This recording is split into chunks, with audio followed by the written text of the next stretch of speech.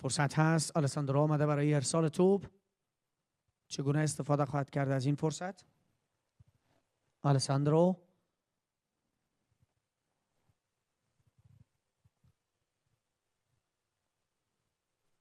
آماده میشه برای فرستادن کورنر روی دروازه اویس عزیزی.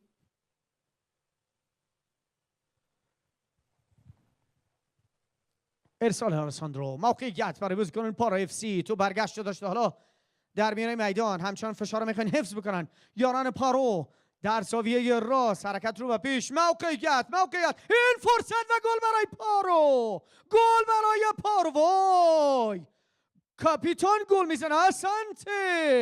آسانته دوام آوردن در چه دقیقه‌ای به گل رسیدن.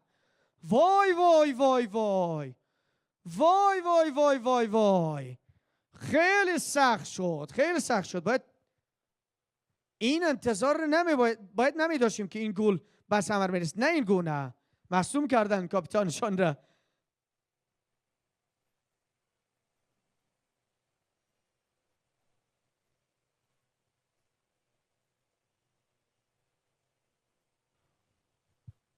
ببینید تکرار صحنه را از این زاویه. نتونست به توپ برسه محبوب و گلی که به ثمر رسید. همه ریختن روی کاپیتان اسانته و گلی که این گونه به ثمر رسید و در ویسه اویس عزیزی باز میشه. ببینین این گونه شوت زده شد. دفع ناقص و گلی که برای تیم پارو اف سی به ثمر میرسه و نتیجه میشه 1-0.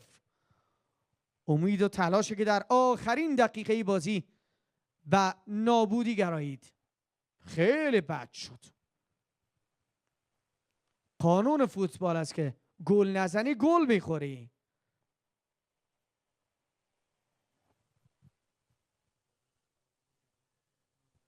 پایان بازی و پیروزی پارو اف سی. پارو اف سی رفت به دور بعد مسابقات به جای ابو مسلم. وای پایان کار و نتیجه‌ای که برای تیم پارو رقم خورد. حالا آسانته شد قهرمان اصلی پارو اف سی و بوتانی ها. غرق در شادی میکنه استادیوم را.